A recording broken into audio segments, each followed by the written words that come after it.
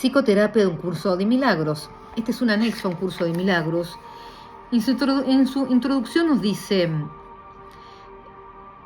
que la psicoterapia es la única forma de terapia que existe, puesto que la mente es la única que puede enfermar y asimismo lo único que puede ser sanado, nos dice. Esto puede ser así, pues las manifestaciones de este mundo ciertamente parecen ser reales. La psicoterapia es necesaria para que el individuo comience a cuestionar la realidad. En algunos casos puede comenzar a abrir su mente sin ayuda profesional, pero incluso entonces es siempre algún cambio en su manera de percibir las relaciones lo que permitirá hacerlo. En ambos casos siempre la tarea es la misma, que el paciente se lo debe ayudar a cambiar de parecer acerca de la realidad de sus ilusiones. El propósito de la psicoterapia, ¿qué nos dice acá el curso, no? Empezamos con el propósito de la psicoterapia, el capítulo 1. El propósito de la psicoterapia es eliminar los obstáculos de la verdad, esas cosas que creemos que son verdad, pero que no lo son, que nos impiden nuestro contacto con lo que verdaderamente somos. Acá estamos hablando siempre de espiritualidad, porque nosotros creemos que está en la mente el problema. Creemos que está afuera el problema, pero en realidad está en la mente.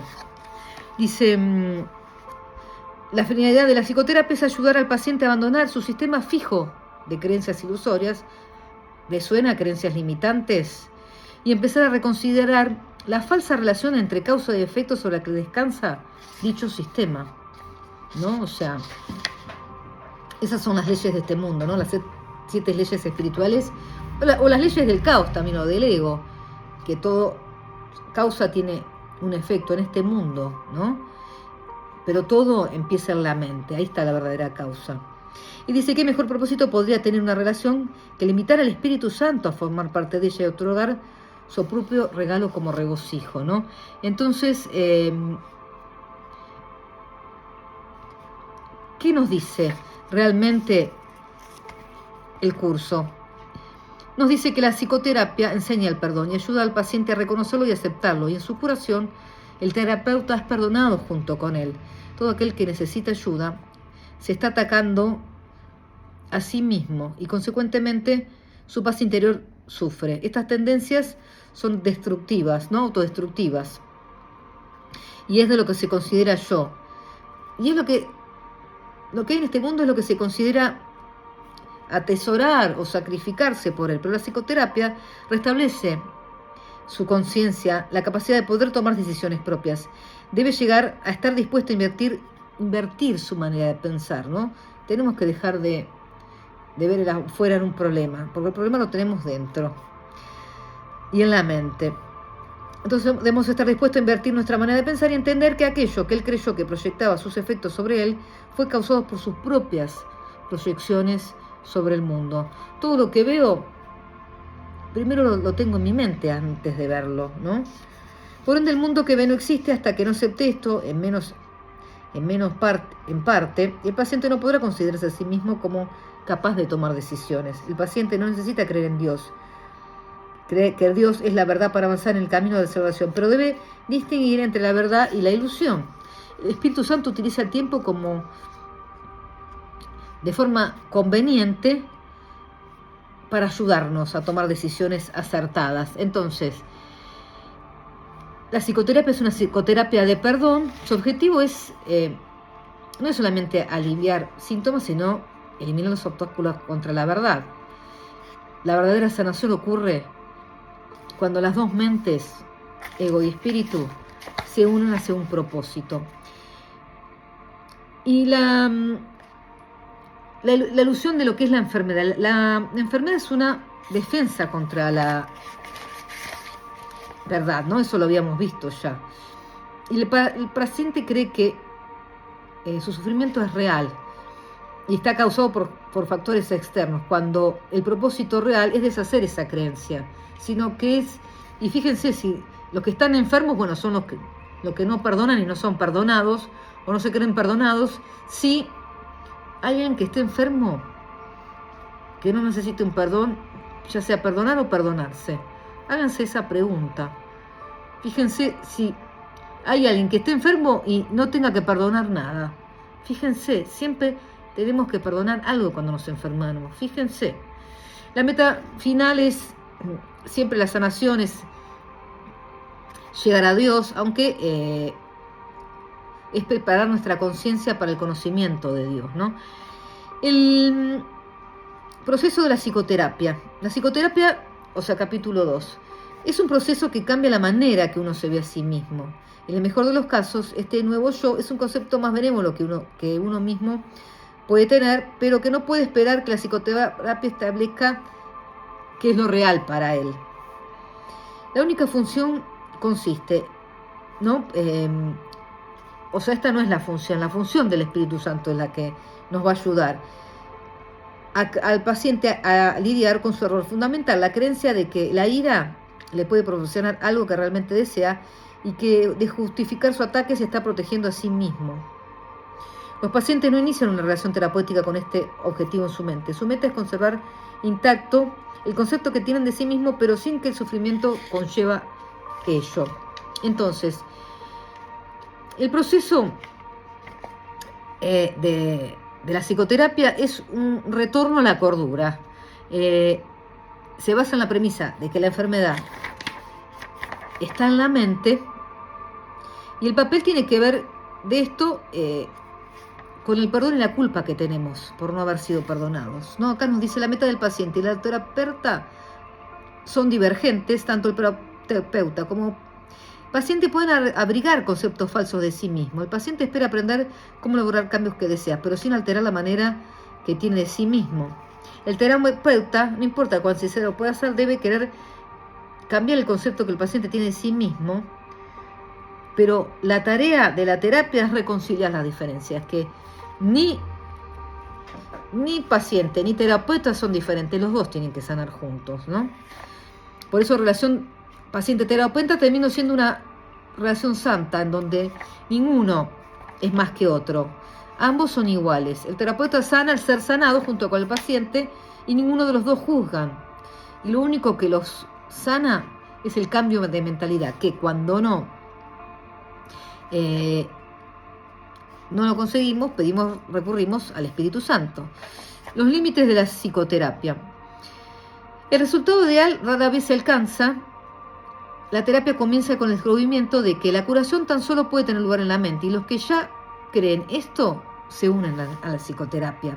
Puede que no lleguen mucho más lejos, pues nadie puede aprender más de lo que está dispuesto a aprender. Sin embargo, los niveles de disposición cambian, y cuando el terapeuta o paciente han alcanzado el siguiente nivel, se les ofrece una relación que se ajusta a la nueva necesidad. Los dos progresarán. Los retrocesos pueden ser temporales, pero la dirección siempre es hacia la verdad. La psicoterapia por sí puede ser no efectiva porque depende de cada uno. Esto es uno de los errores del ego que el ego fomenta, que él es capaz de ver un verdadero cambio y de una verdadera creatividad. Cuando la ilusión salvadora, el sueño final, no es lo que queremos decir, acá radica la última defensa del ego. La resistencia es su manera de ver las cosas y su interpretación de progreso y crecimiento. Estas interpretaciones siempre son ilusorias. La resistencia se define aquí como un rasgo típico tanto en el terapeuta como el paciente. Esto es las limitaciones de la terapia, la resistencia, que tenemos que aceptar que la sanación está en la mente.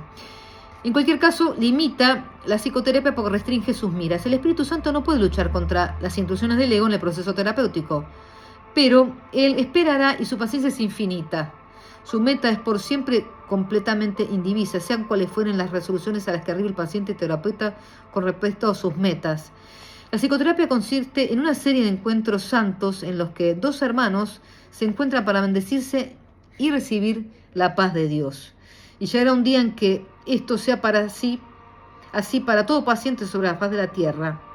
El terapeuta es un maestro de Dios un poco más especializado, aprende enseñando, y cuanto más avanzado, más enseña y más aprende. Mas sea cual fuese la fase en la que se encuentre, habrá más pacientes que lo necesitan tal como es, pues no querrán asimilar más de lo que por el momento él puede dar. Acá nos dice el lugar de la religión, la psicoterapia. Para ser un maestro de Dios no es necesario ser religioso ni creer en Dios. Es necesario enseñar el perdón en lugar de la condenación. La religión es una experiencia y la psicoterapia también lo es. En sus niveles más elevados se vuelven una. Nadie que aprenda a perdonar puede dejar de recordar a Dios. El perdón es todo lo que necesitas enseñar, ya que es todo lo que es necesario aprender. Tener conciencia de Dios no constituye una meta razonable para la psicoterapia. Esta llegará cuando se haya completado la psicoterapia, pues allí es donde se ha alcanzado el perdón. La verdad no puede sino llegar. Sería injusto que se tuviera que creer creer en Dios para que la terapia tuviese éxito. Creer en Dios no es realmente un concepto significativo, puesto que Dios solo puede conocérsele. Creer implica igualmente que es igualmente posible no creer, mas el conocimiento de Dios no tiene opuestos. Hay diferentes recursos de aprendizaje para diferentes personas. Algunas formas de religión no tienen nada que ver con Dios, y algunas formas de psicoterapia no tienen nada que ver con la curación. Mas si el alumno y maestro se unen para compartir una misma meta, Dios entrará a formar parte de su relación porque se le invitó. De igual modo, la unión de propósitos entre paciente y terapeuta restituye el lugar de Dios a primer plano, primero a través de la visión de Cristo y luego a través del recuerdo de Dios mismo. Si la curación es una invitación que se le hace a Dios para que entre a su reino, ¿no? ¿Qué importa cómo se escriba la invitación? Dios acude a ellos, a los que desean restaurar su mundo, pues ha encontrado la manera de invocarlo, pues siempre que dos se unen, allí está Él.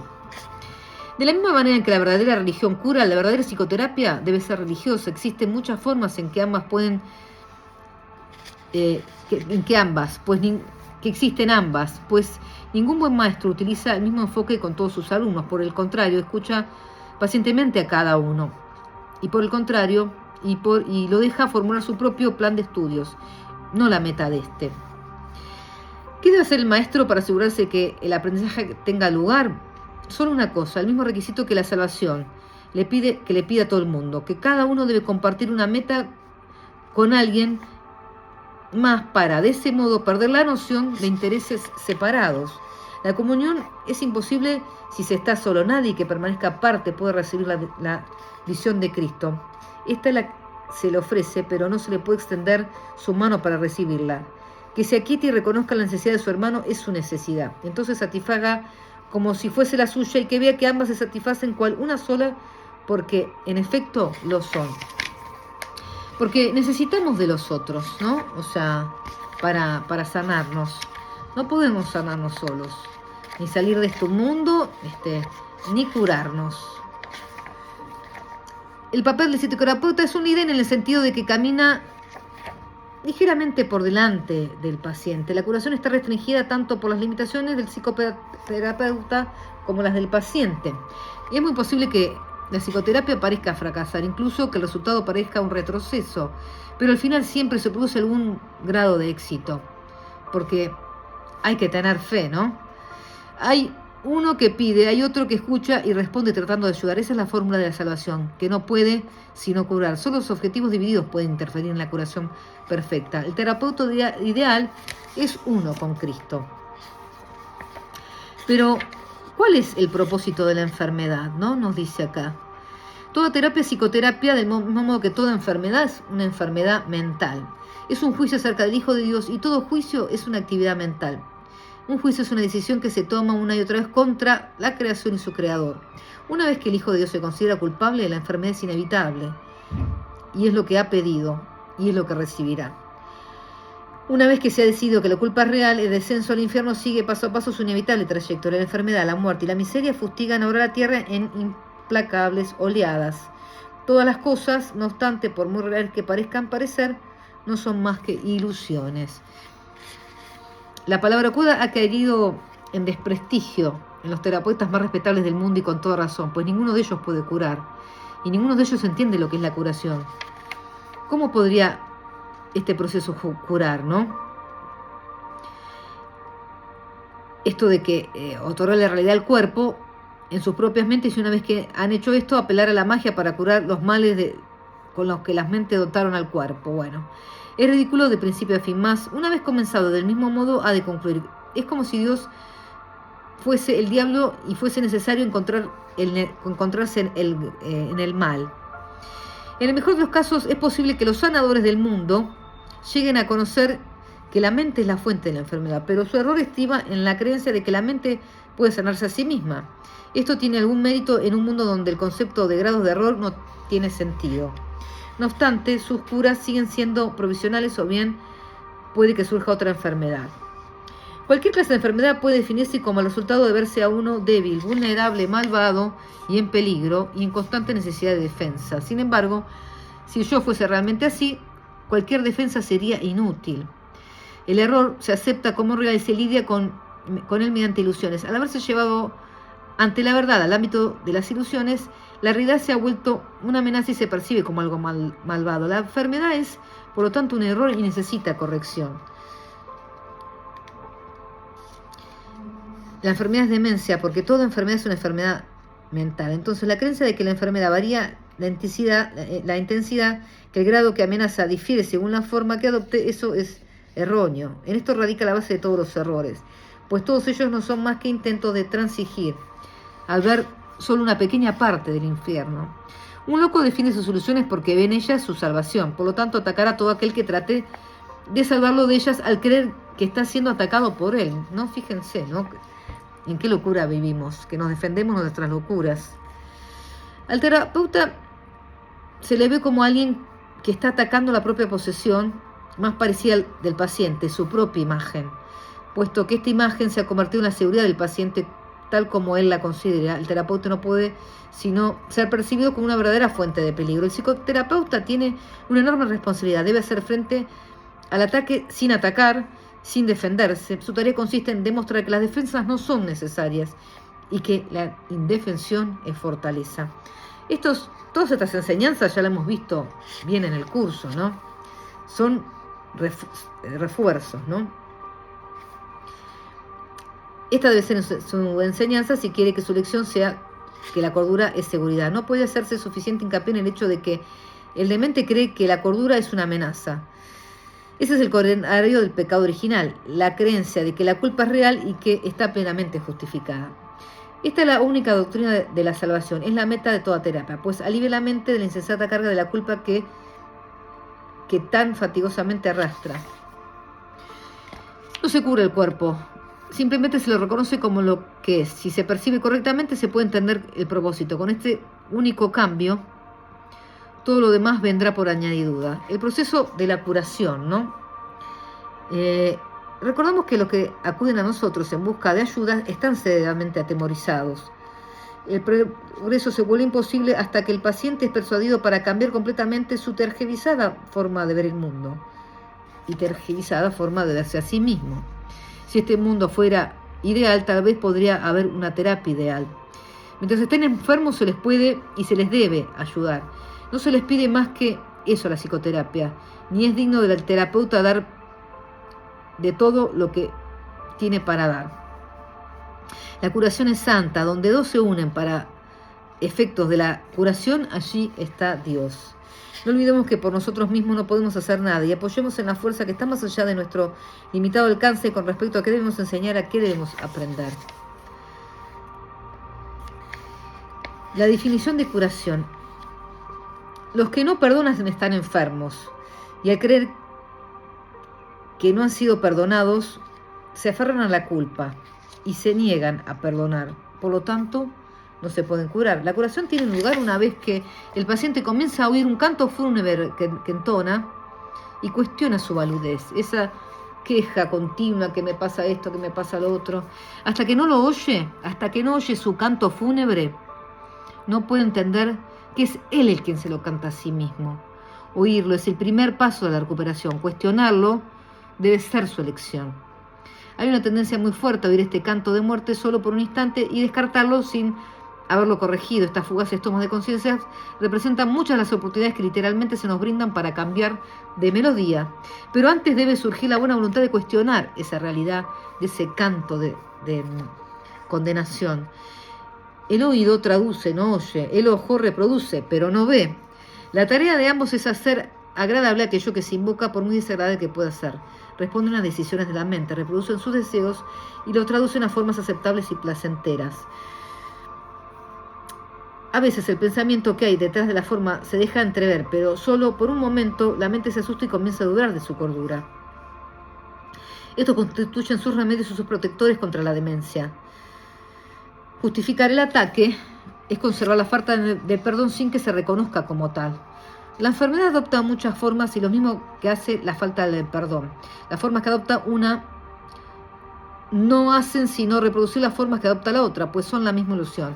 Tan fielmente la una se traduce a la otra que un estudio riguroso de la forma que adopta una enfermedad revela claramente la falta de perdón que representa la otra. No obstante, ver esto no produce una curación. Esta se logra mediante un solo reconocimiento.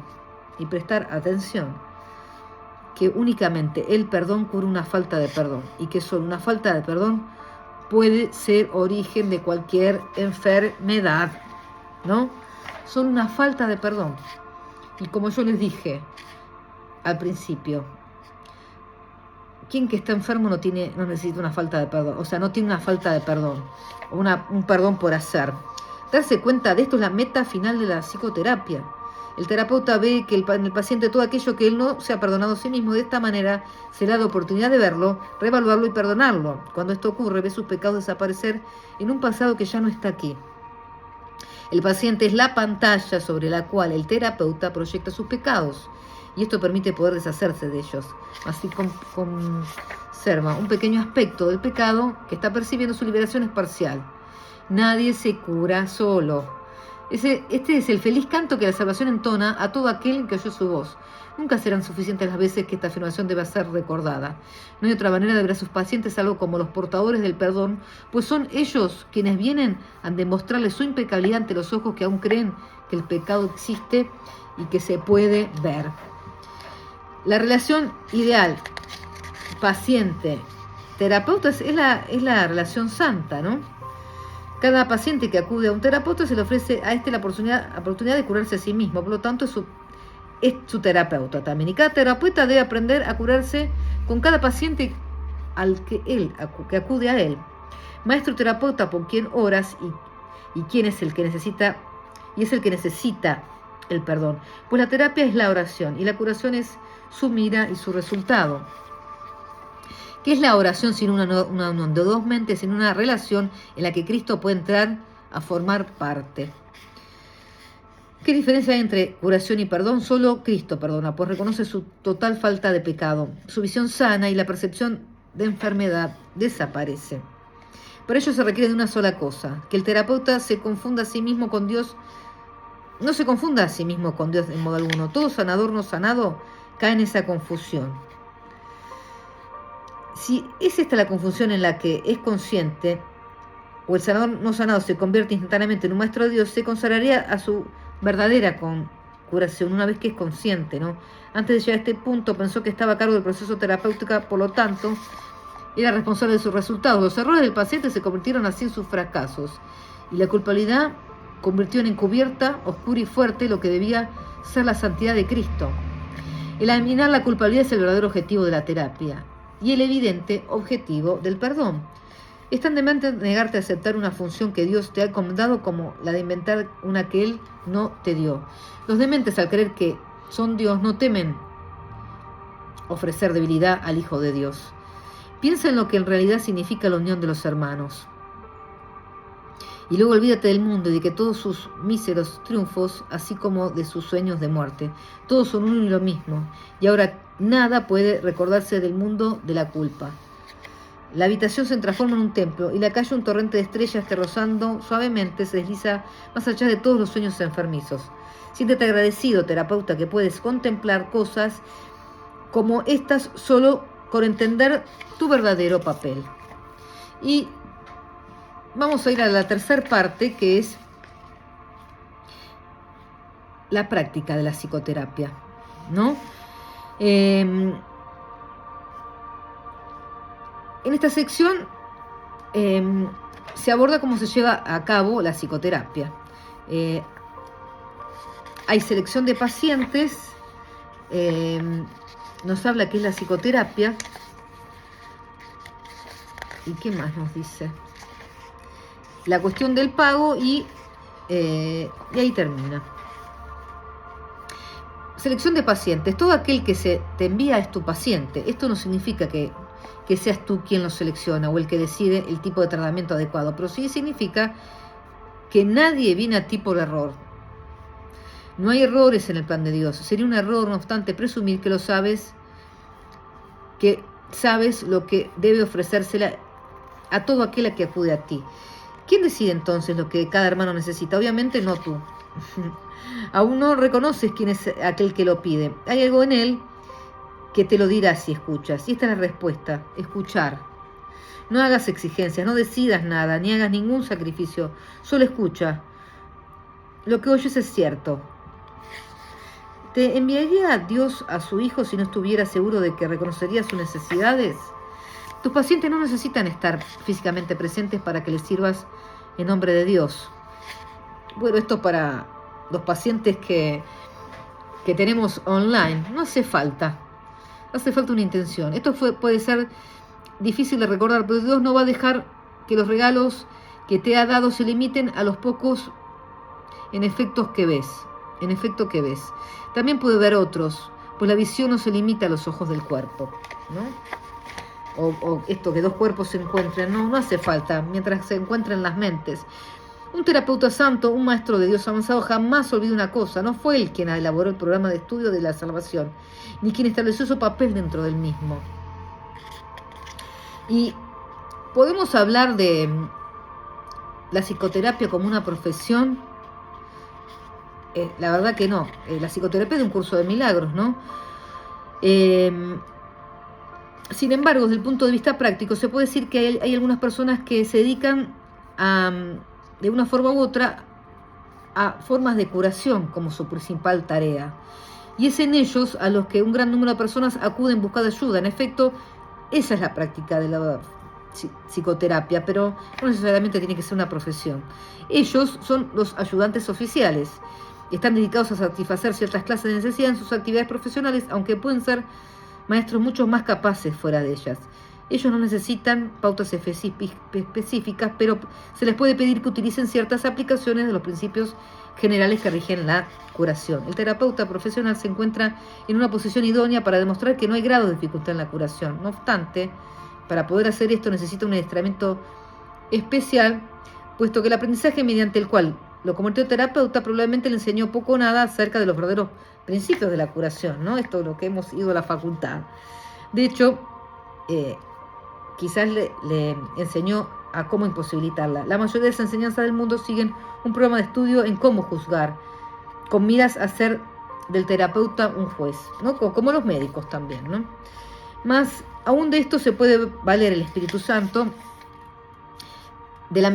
con la menor invitación lo hará. El sanador no sanado puede ser arrogante, egoísta, indiferente, incluso deshonesto. Puede estar interesado en la curación como su meta principal, pero algo le sucedió, no importa cuál leve pudo haber sido, cuando decidió ser un sanador.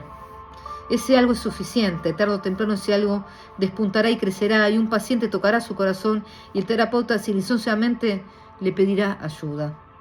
Ha encontrado un terapeuta para sí mismo. Le ha pedido al Espíritu Santo que entre en relación y sane. Ha aceptado la aspiración para sí mismo. Se dice que Dios contempló todo lo que había creado y lo declaró bueno.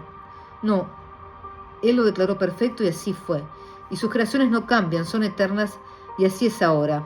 Sin embargo, es imposible que exista un terapeuta perfecto o un perfecto paciente. Ambos han tenido que negar su perfección, pues la misma necesidad que uno tiene del otro implica en un sentido de carencia. Una relación de uno a uno no es una relación una. Sin embargo, es el medio de retorno, el camino que Dios eligió para el regreso de su Hijo. Algo bueno puede resultar de todo encuentro entre paciente y terapeuta. Y ese algo se salvaguarda para los dos hasta en el día en que ambos puedan reconocerse que solo eso fue real en su relación. Pues la relación terapéutica debe llegar a ser como la relación entre el padre y el hijo. No hay otra, porque no hay nada más. Los terapeutas de este mundo no esperan ese resultado y muchos de sus pacientes serían incapaces de aceptar su ayuda si ese fuera el caso. En el instante en que el terapeuta se olvida de juzgar al paciente es cuando tiene lugar la curación. Algunas relaciones jamás llegan a ese punto, aun cuando tanto paciente como terapeuta pueden cambiar sus sueños en el proceso. La curación tiene lugar cuando cesa todo juicio, porque solo entonces se puede entender que no hay grados de dificultad en la curación. Este entendimiento es crucial para el sanador sanado. Ha aprendido que no es más difícil despertar a un hermano de un sueño que de otro.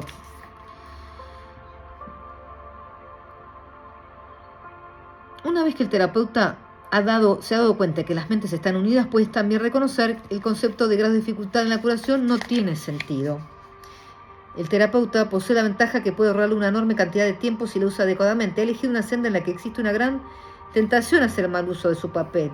Si escapa de esa tentación, de una función que no le ha sido dada, porque ya dijimos que el terapeuta no cura, cura el Espíritu Santo a través del hermano, cambiando su percepción, o el hermano deja entrar el Espíritu Santo y cambia su percepción, hermano o paciente. Para entender que no hay gran dificultad en la curación, tiene que reconocer también su igualdad con el paciente. Y cuando muchos pacientes consideran extraño este procedimiento, hermano mío, elige de nuevo, ¿no? Porque cuando ponemos el énfasis en el afuera, ¿no? Y lo tenemos que hacer reflexionar que no está en el afuera, la sanación. No olvides que cualquier forma de especialismo debe ser defendida y lo será. El terapeuta que camina sin defensas dispone de la fortaleza de Dios, porque el terapeuta que anda a la defensiva ha perdido de vista la fuente de su salvación. Bueno, y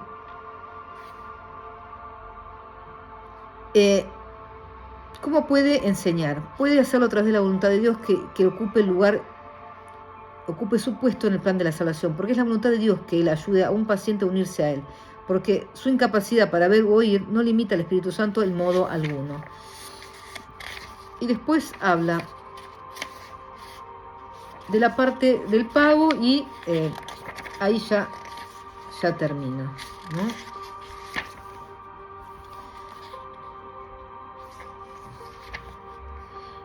La cuestión del pago. Nadie puede pagar por la terapia, pues toda curación es de Dios y Él no pide nada. Es parte de su plan santo que se valga de todo en este mundo para ayudar a que el plan se lleve a cabo.